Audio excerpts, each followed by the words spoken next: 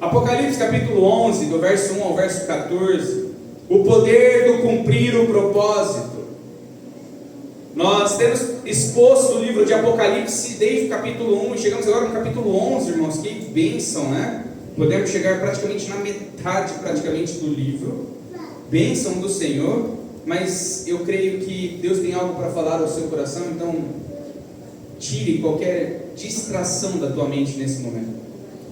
Clame ao Senhor para que, se você está com algum problema na tua vida, agora não é hora de pensar. Se você tem passado dificuldades, agora não é hora de ficar matutando como solucionar. É hora de chegarmos na presença do Senhor e ouvirmos o que Ele tem para falar aos nossos corações. Eu creio que Deus já trabalhou no seu coração durante todo o louvor, durante toda a adoração. Mas olhem comigo nesse texto que a palavra de Deus nos diz no versículo 1. Deram-me um caniço semelhante a uma vara de medir e me disseram: vá e meça o templo de Deus e o altar e conte os adoradores que lá estiverem. Exclua, porém, o pátio exterior. Não meça, pois ele foi dado aos gentios. Eles pisarão a cidade santa durante 42 meses. Darei poder às minhas duas testemunhas, e elas profetizarão durante 1260 dias, vestidos de pano de saco. Estas são as duas oliveiras e os dois candelabros que permanecem diante do Senhor da terra. Se alguém quiser causar-lhe dano, da boca dele sairá fogo que devorará os seus inimigos. É assim que deve morrer qualquer pessoa que quiser causar-lhes dano. Estes homens têm poder para fechar o céu, de modo que não chova durante o tempo que estiverem profetizando. E têm poder para transformar a água em sangue e ferir a terra com toda sorte de pragas, quantas vezes desejarem. Quando eles tiverem terminado o seu testemunho, a besta que vem do abismo os atacará. Irá vencê-los e matá-los. Os seus cadáveres ficarão expostos na rua principal da grande cidade, que figuradamente é chamada Sodoma e Egito, onde também foi crucificado o seu Senhor. Durante 3 dias e meio, gente de todos os povos, tribos, línguas e nações contemplarão os seus cadáveres e não permitirão que sejam sepultados. Os habitantes da terra se alegrarão por causa deles e festejarão, enviando presente uns aos outros, pois esses dois profetas haviam atormentado os que habitam na terra. Mas depois de 3 dias e meio, entrou neles um sopro de vida da parte de Deus, e eles ficaram em pé, e um grande terror tomou conta daqueles que os viram. Então eles ouviram uma forte voz dos céus que lhe disse: subam para cá. E eles subiram para os céus numa nuvem, enquanto seus inimigos olhavam. Naquela mesma hora houve um forte terremoto, e 1/10 da cidade ruiu. 7.000 pessoas foram mortas no terremoto. Os sobreviventes ficaram aterrorizados e deram glória ao Deus dos céus. O segundo ai passou, e o terceiro ai virá em breve. Pai, nós te louvamos e clamamos ao Senhor. Abra o nosso entendimento, abra os nossos olhos espirituais para entendermos o texto que nós acabamos de ler da tua palavra. E que o teu Santo Espírito, ó Deus, tenha liberdade em nosso meio, em falar de forma pessoal, particular e conforme a tua vontade. E que o Senhor apenas me use como instrumento nas tuas mãos. Em nome de Jesus. Amém. Amados, o capítulo 10 e o capítulo 11, quando nós olhamos para esses textos, eles são próximos entre a 6ª e a 7ª trombeta.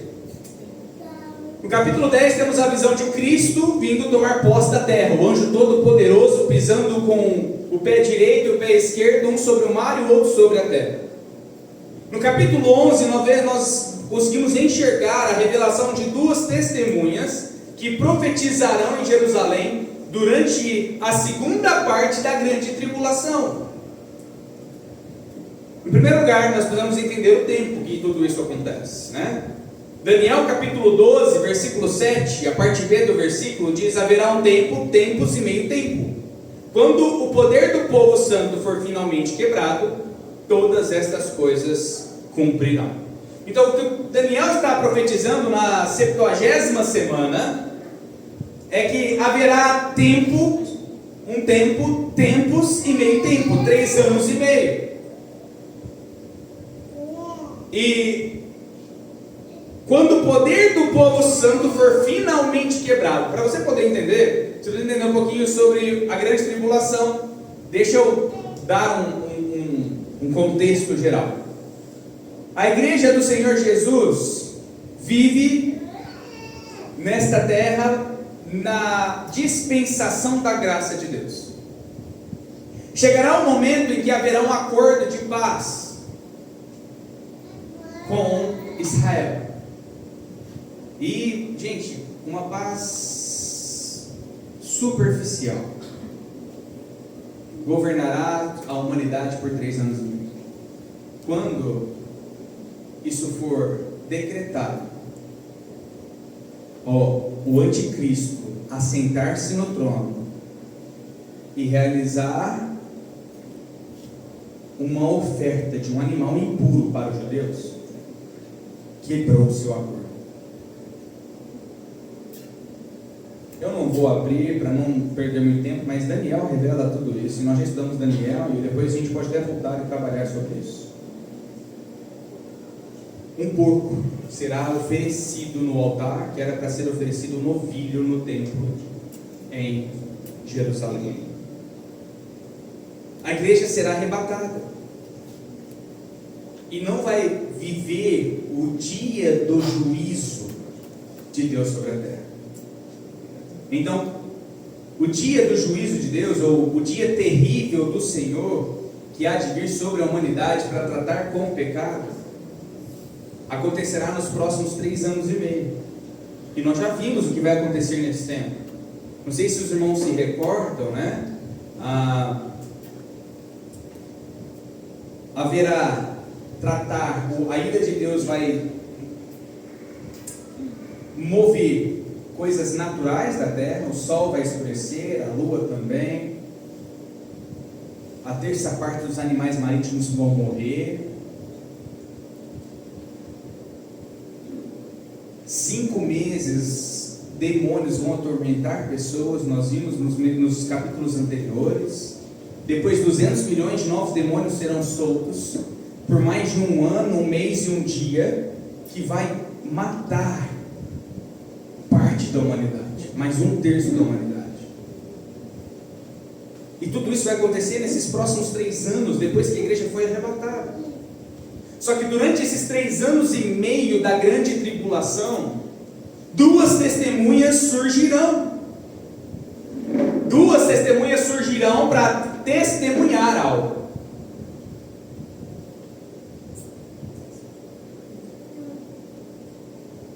Por 3 anos e meio. O texto fala lá, se usei isso por 42 meses, faz a conta, quando dá 42 meses, divide por 12. 3,5, 3 anos e meio. Essas 2 testemunhas são as 2 oliveiras e os 2 candelabros que profetizarão vestidos de pano de saco, o texto fala. Abra comigo sua Bíblia em Zacarias capítulo 4, o verso 11 ao verso 14.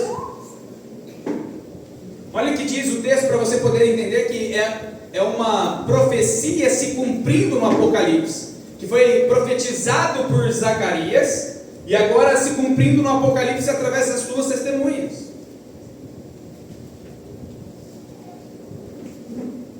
A seguir perguntei ao anjo: o que significam essas 2 oliveiras à direita e à esquerda do candelabro? E perguntei também: o que significam estes 2 ramos de oliveira ao lado dos 2 tubos de ouro que derramam azeite dourado? E ele disse: você não sabe? Não, meu senhor, respondi. Então ele me disse: são os 2 homens que foram ungidos para servir ao soberano de toda a terra. Então 2 testemunhas surgem nesse período de 3 anos e meio, e para testemunhar da parte de Deus sobre as que não entenderam a graça de Jesus no período da dispensação que Deus trata com a humanidade sobre a graça, no período em que a igreja se faz presente sobre a face da terra. Porque haverá um momento que a igreja não vai fazer mais parte desse momento, desse local que nós nos encontramos, a terra vai ser arrebatada. Então aqueles que ficarem poderão ainda ouvir o testemunho de Jesus e quem Jesus era. Agora, no versículo 1, nós vemos que João recebe um caniço, uma vara, para medir o templo do Senhor. O caniço na Bíblia é usado para medir, e a vara é usado para disciplina. Quando a gente junta ambos para medir algo, é para chegar a um padrão, trazer disciplina e juízo. Então, a representatividade de João fazendo tudo aquilo é demonstrando nada mais que é o juízo de Deus sendo executado sobre a face da terra. O santuário está relacionado aos judeus, e ele mede só o santuário, porque o próprio Deus fala para João: meça o santuário, mas a parte exterior do templo não é para você medir. O santuário está relacionado aos judeus, agora a parte exterior está relacionada com os gentios. O motivo é que os gentios vão dominar a cidade de Jerusalém nesse período. Pastor, como assim? Me explica isso, né? Lucas capítulo 21, verso 24: cairão pela espada e serão levados como prisioneiro para todas as nações. Jerusalém será pisada pelos gentios, até que os tempos deles se cumpram. Alguns fatos históricos para você entender o que eu estou dizendo, e isso é importante, irmãos, muito importante, para nós entendermos Apocalipse. Primeiro, no ano de 1967, Jerusalém foi reconquistada pelos judeus, porque não era dos judeus. Lembra quando Roma assumiu o governo de Jerusalém e de todo Israel? Então Roma governava Jerusalém. Em 1967, Jerusalém foi reconquistada pelos judeus durante a Guerra dos 6 Dias. Pode pesquisar depois no Google, você vai poder entender sobre isso. Nessa guerra relâmpago de apenas 6 dias, Israel sofreu o ataque do inimigo do mundo árabe, os sírios, egípcios, líbios, jordânios e outros povos árabes ali em volta. Entretanto, em uma semana, Israel destruiu todos os inimigos ao redor de Jerusalém e reconquistou Jerusalém. Ao vencer toda essa turma árabe na região, eles declararam que Jerusalém seria a capital dos judeus para sempre, e jamais sairiam de lá. Como os judeus na época de Cristo foram espalhados em todo o mundo conhecido da época, então os judeus foram regressando para Israel aos poucos. E, para o incrível que pareça, se você for em outros países, em outros continentes, você vai ver judeus ainda espalhados, porque eles ainda vão se completar, né? Retornando por completo para Jerusalém, retornando completo para Israel. E existe uma profecia em Mateus que trata esse retorno de todos os judeus para Israel. Agora, a partir dessa data que Apocalipse nos fala, dos 3 anos e meio depois do arrebatamento da igreja final, entendam, irmãos, os gentios vão dominar Jerusalém. Os gentios vão tomar posse de Jerusalém. Lembra? Quando teve o acordo de paz, está tudo certo, Jerusalém é de Israel, tudo tranquilo. Mas quando o anticristo pisar e profanar o templo do Senhor, que será reconstruído, isso é claro, o templo de Salomão será reconstruído, né? Quando isso acontecer, e já estão pensando nisso, viu, irmãos? Já existem organizações, existem entidades, associações que já estão planejando a construção, a terceira, né? Eles falam a reconstrução do templo em Jerusalém, para os irmãos terem uma ideia. Então, mais uma vez mostra que as escrituras vai se cumprir, que nós já vemos o que está acontecendo hoje. O que chama atenção, irmãos, é que quando o anticristo tomar esse passo de quebrar o acordo com Israel e ele se declarar o próprio Cristo, vocês estão entendendo, aspas, né? próprio Cristo, mas ele não é o Cristo, ele é um anticristo. Ele vai sentar no trono e vai romper esse acordo. O Israel não vai concordar e vai se levantar contra o anticristo. Nações vão se levantar contra Israel para persegui-lo. Nós vamos ver nos próximos capítulos o que vai acontecer com Israel. Israel vai se esconder, a mulher grávida, o dragão. E pasmem, né? Até o capítulo 11, nós vamos depois terminar o capítulo 11 semana que vem. Capítulo 12 em diante, você percebe que são detalhes daquilo que já foi ensinado em Apocalipse. Então, até aqui mostra de forma geral o que vai acontecer no Apocalipse. Depois do capítulo 12 em diante, começa a detalhar alguns fatos que nós estamos conversando agora. Ele vai detalhar no decorrer dos outros capítulos o que está escrito no capítulo 11, capítulo 12, no capítulo 10. Ele vai trazer um detalhe sobre isso. Agora, Jerusalém vai ser atacada e vai ser pisoteada, pisada pelos gentios, pelas nações inimigas de Israel. E Jerusalém sai então do governo e do poderio de Israel. Durante esses 42 meses, no momento dessa cena, de tudo isso acontecendo em Jerusalém, duas testemunhas se levantam. Agora, existem 3 teorias sobre essas duas testemunhas, e eu gostaria de ensinar à igreja quais são essas teorias.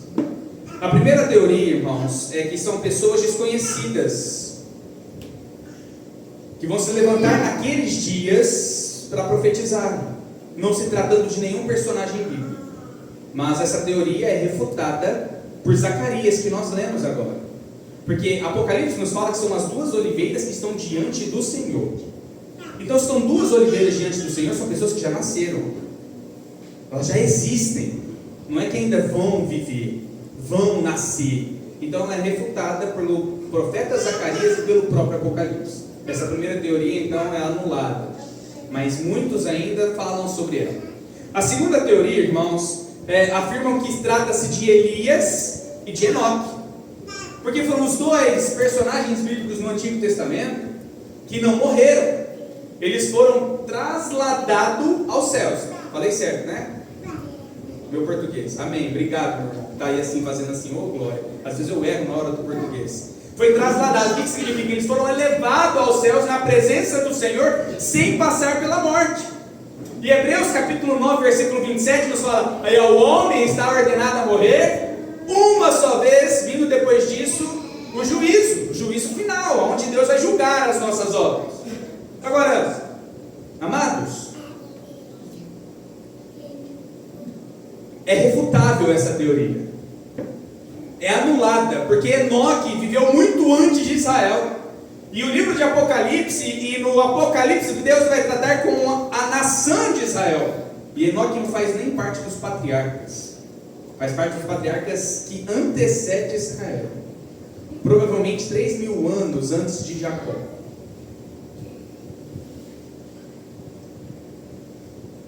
E alguns podem dizer: pastor, mas eles não morreram.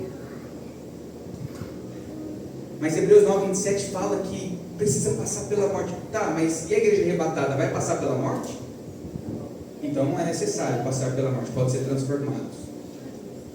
Então é refutável isso.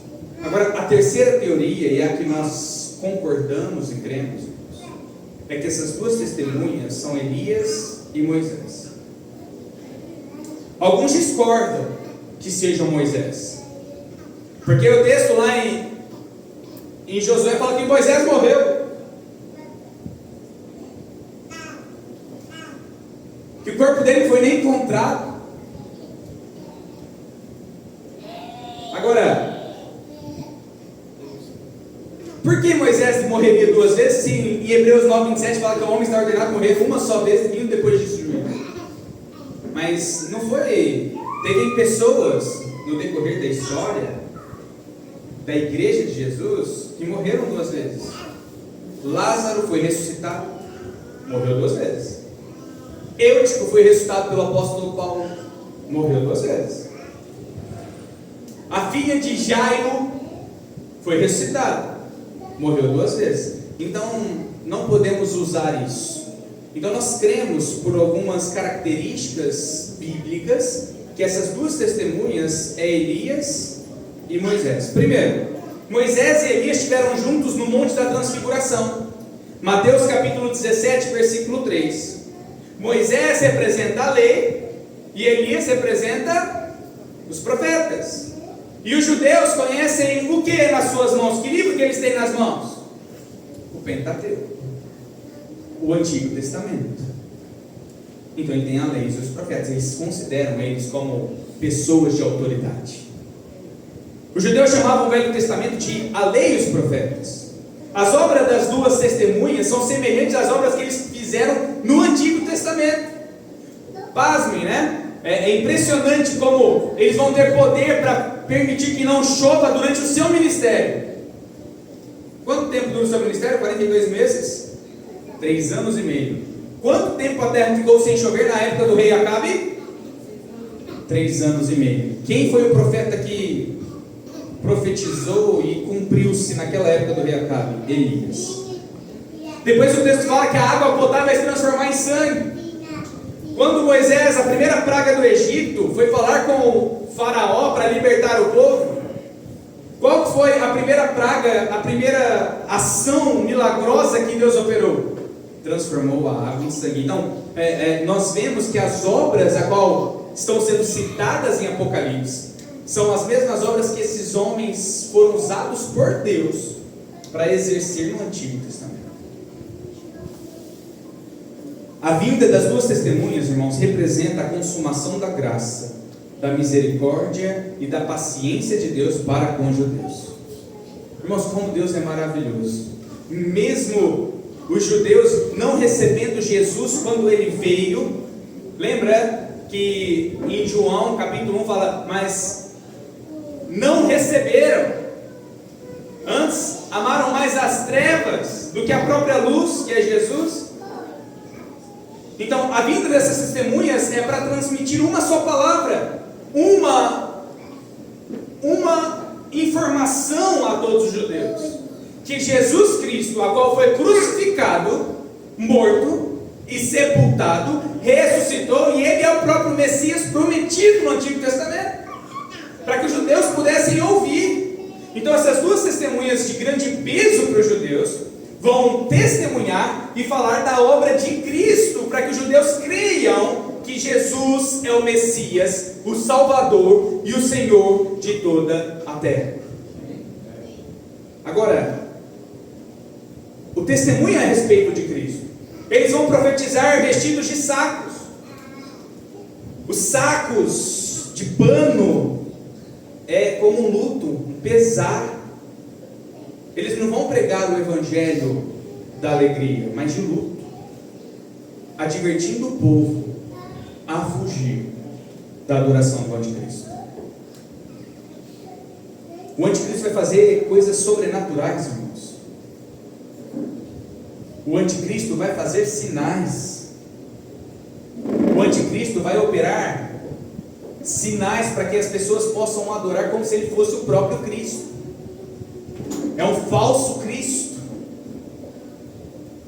Então essas testemunhas estão vindo não para transmitir o evangelho com alegria, mas de saiam, não acreditem nesse homem.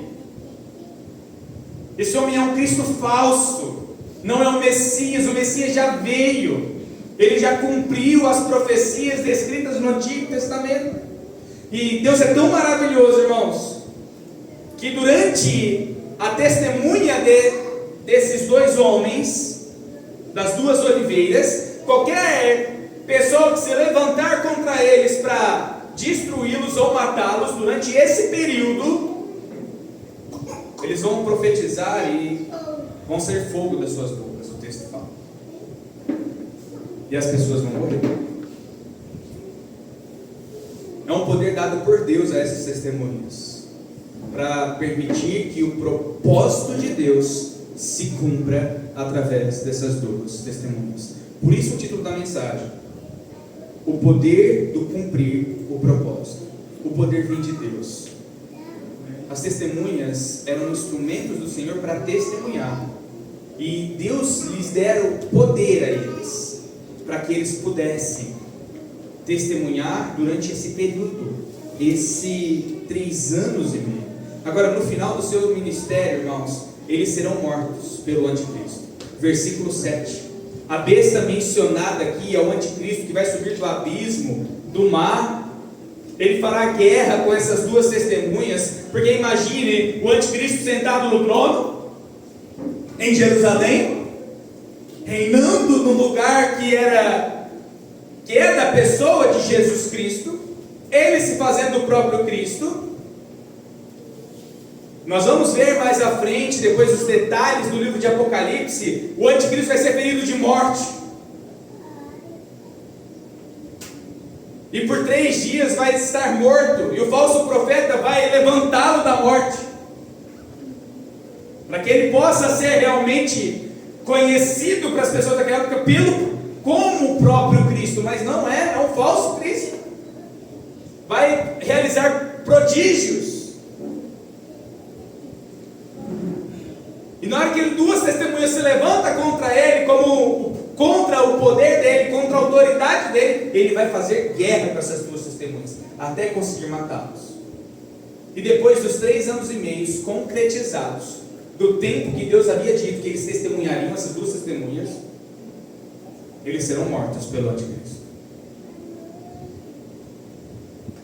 Serão mortos, mas não serão sepultados. Vão ser colocados nas praças públicas, para que as pessoas possam enxergar. E o mais interessante, irmãos, é que eu acho isso um máximo. Eles vão ser pendurados nas praças públicas, para que todas as nações, povos, tribos e línguas pudessem enxergar que aqueles homens perderam, que o testemunho deles era falso. Essa era a intenção, trazer um engano para a sociedade, para o mundo daquela época. Que novidade, né? Como se algo acontecesse próximo do que nós vivemos hoje. O inimigo tenta enganar e trazer mentira à nossa mente. E da mesma forma, de uma forma visível, o anticristo vai pendurar ou colocar esses homens nas praças sem deixá-los sepultar. Nações e povos vão trocar presentes de alegria, vão celebrar com a morte dessas duas testemunhas. E o pior, irmãos, e o pior de tudo isso é que eles não serão sepultados, porque há muitos anos atrás, aquele que foi crucificado no Calvário e morreu e disse que estava falando a verdade, né? Pensa na cabeça deles. Ele foi sepultado. Depois muitas pessoas disseram que ele ressuscitou. Então não vamos deixar ele sepultar, porque vai que naquele tempo acontece a mesma coisa que aconteceu com Jesus na cabeça do inimigo, né? Eles vão roubar o corpo e vão dizer que ele ressuscitou. Então eles não vão deixar sepultar de forma alguma, para que não saiam falando como aconteceu na época de Jesus, né? Mas Jesus realmente ressuscitou. Jesus está vivo, ele não está morto. E o inimigo, com medo das pessoas crerem nisso, acreditarem nisso, vai tentar impedir que eles sejam sepultados, para que não saiam acontecendo. Mas Deus, nosso Deus, tem poder. Ele é o Deus da ressurreição, e é o que traz a vida, ele é o que dá a vida. E essas duas testemunhas, depois de 3 dias e meio mortas, um sopro de Deus vai vir sobre eles, e eles vão se levantar. Isso mostra o poder de Deus, irmãos, para o inimigo, mostrando que o nosso Deus é quem venceu a morte. Não adianta o inimigo tentar matar a testemunha fiel e verdadeira de Jesus, porque quem dá a vida é o próprio Deus, é Jesus Cristo. Ele mesmo disse em João capítulo 11: eu sou a ressurreição e a vida. Aquele que crê em mim, ainda que morra, viverá. E aquele que vive não morrerá eternamente. Irmãos, esse é o poder de Deus. E é o poder de Deus que você pode se apropriar nessa noite. Esse é o poder de Deus que pode trazer vida aos mortos. Deus ressuscitou as duas testemunhas para que pudesse dar credibilidade no testemunho que as duas testemunhas fizeram durante esses 3 anos e meio aos judeus daquela época, para que eles possam enxergar e ver. E o texto fala que eles vão subir aos céus, vão ser levados ao Senhor por uma nuvem, e todos os povos e os seus inimigos o verão subir. Muitos crerão naquele dia, eu creio, irmãos. Agora, o que chama a atenção é que a cidade de Jerusalém nesse tempo vai ser conhecida como Sodoma e Egito. Sodoma por causa da incredulidade, como na época do rei Acabe, e Egito por causa da idolatria na época de Moisés. E da mesma forma que os povos viviam naquela época, não com a cultura, questões de vestimenta, estrutura física, mas as questões espirituais do mundo daquela época vão estar presentes em Jerusalém. E também muitos não vão crer no testemunho dessas duas testemunhas. Procura reunir, irmãos, até agora, na tua mente, as informações fornecidas a respeito dos acontecimentos da grande tribulação. Tenta reunir aí rapidamente. O sol se converterá em sangue, a lua se escurecerá, coisas terríveis vão acontecer na terra inteira. 1/3 dos animais marinhos morrerão, 1/3 da água potável estará contaminada. Durante 5 meses haverá uma ação demoníaca para transmitir tormento e angústia. Durante 1 ano, 1 mês e 1 dia, 200 milhões de demônios vão matar 1/3 da terra. E 2 testemunhas estarão profetizando em Jerusalém. O anticristo fazendo sinais, prodígios, e até fogo do céu vai fazer cair o anticristo. O falso profeta o fará ressuscitar e dará poder para ele falar a uma estátua. Uma marca será estabelecida, e os crentes que são perseguidos, que não adorarem a imagem e não receberem a marca, serão consolados e salvos da ira de Deus. Existe um tempo, irmãos, se você acha que a nossa terra está passando por um momento ruim, econômico, um momento de dor e angústia, ou viver uma vida sem Cristo traz tudo isso, uma falsa esperança, uma esperança não verdadeira. Agora, quando nós olhamos para o livro de Apocalipse e vemos o poder de Deus em usar essas duas testemunhas no testemunho do Evangelho para que pessoas sejam salvas ou não aceitem o domínio do anticristo nas suas próprias vidas, nós podemos aplicar muitas coisas na nossa vida. O controle de todas as coisas está no poder de Deus. Mas assim como as duas testemunhas tinham uma missão para cumprir, em um prazo estabelecido, 3 anos e meio, você e eu também temos um propósito a ser cumprido.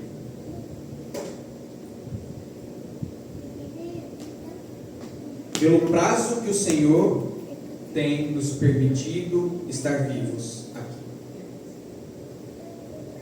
Agora, se Deus tem um propósito na tua vida e um prazo estabelecido, porque Ele é Deus, todas as coisas estão sob o seu controle.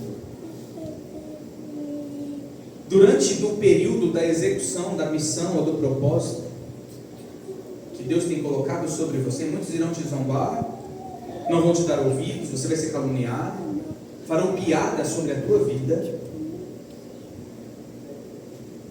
não darão valor naquilo que você dá valor. Muitos vão te perseguir e alguns vão te odiar,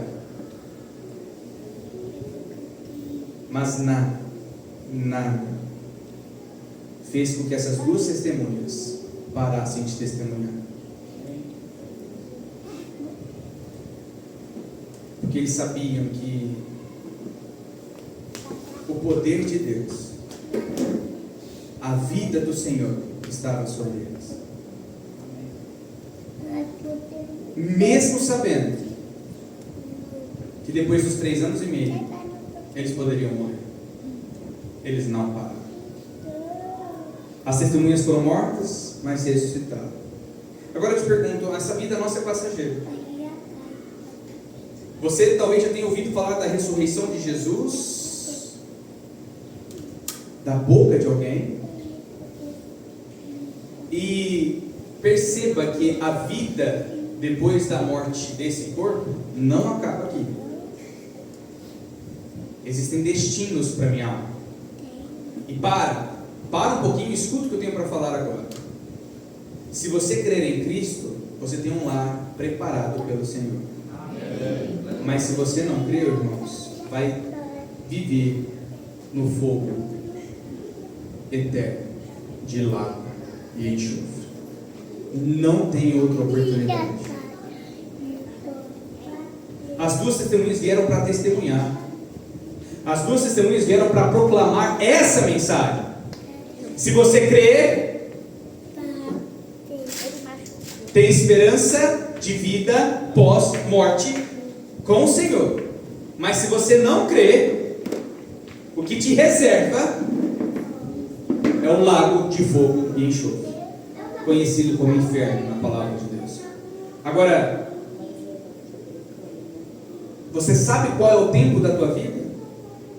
Você sabe qual é o tempo estabelecido de Deus para você? As duas testemunhas vão vir ainda sobre essa terra. Mas hoje, o próprio Deus tem milhares de testemunhas espalhadas em todo o mundo. Que é a igreja de Jesus. Sou eu e você. E temos o poder sobre as nossas mãos. O poder do Evangelho sobre nós. E podemos transmitir essa mensagem. Para que as pessoas não sejam enganadas pelo inimigo. Não sejam destruídas ou vivam uma mentira. Agora, o problema de olharmos para tudo isso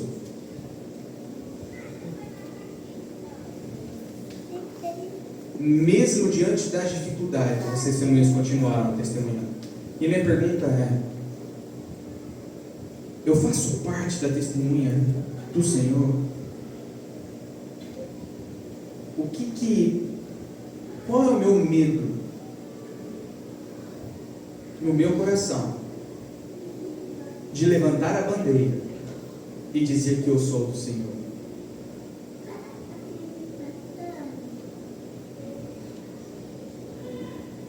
Qual que é o medo que nós temos de nos posicionarmos diante daquilo que a palavra de Deus é contra?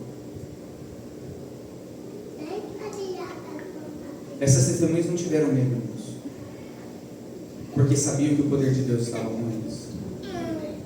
A virtude do Senhor. Quando você olha para os discípulos de Jesus, eles não pararam até a morte. Pedro foi crucificado de cabeça para baixo em Roma. Ele foi crucificado porque ele estava testemunhando de Jesus. André foi morto na Grécia, crucificado em forma de X. Tiago, filho de Zebedeu, morto por Herodes, por uma espada. João foi o único que morreu por causas naturais. Envelheceu e morreu pela velhice. Filipe, a morte de Filipe foi ter sido crucificado. A morte de Bartolomeu, ele foi esfolado vivo e depois crucificado ou lançado no mar dentro de um saco. Mateus morreu assassinado na Etiópia por uma lança.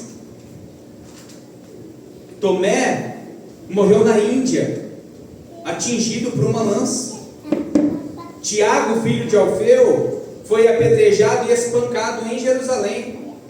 Simão Zelote morreu crucificado ou cerrado ao meio na Pérsia. E Judas Tadeu foi morto por golpes de machados e flechas.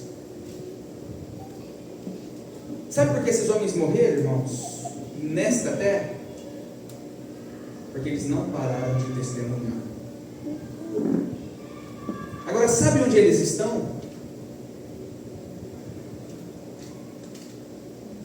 junto com o nosso Senhor.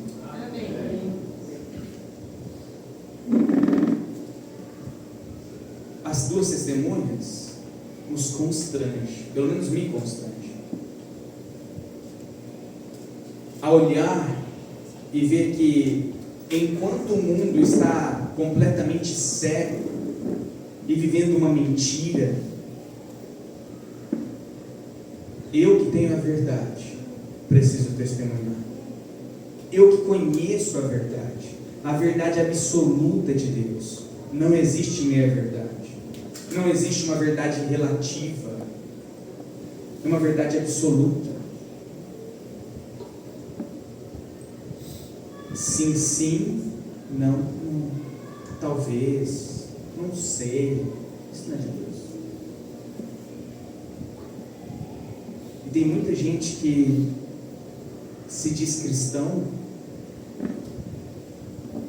mas não quer pagar o preço de viver uma vida com Cristo. O que é pagar o preço?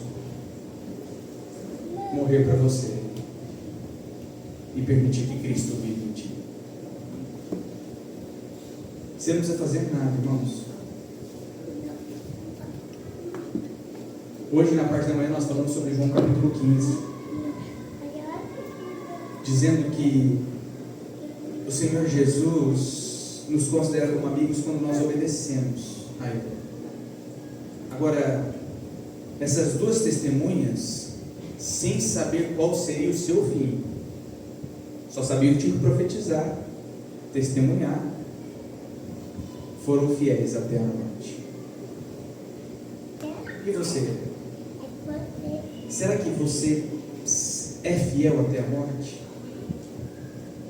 Será que o teu testemunho de Jesus e o andar com Cristo é até o fim? Ou qualquer coisa te tira do caminho do Senhor?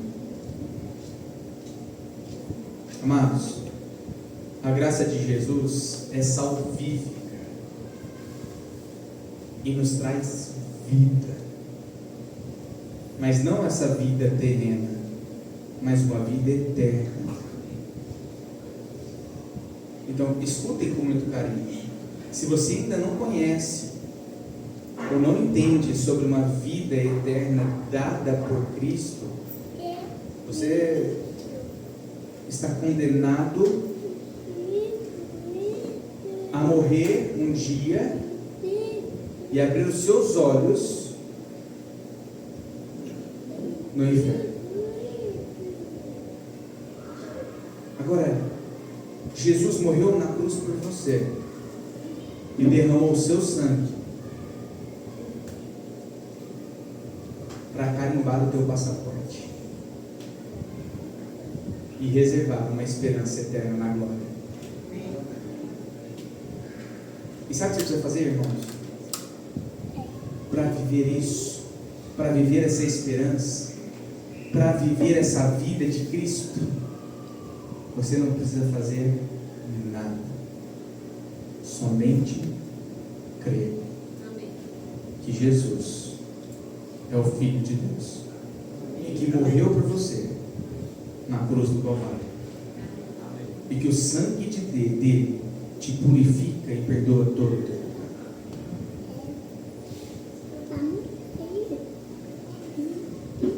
Não precisamos, no nosso tempo, de duas testemunhas, porque Jesus tem diversas testemunhas.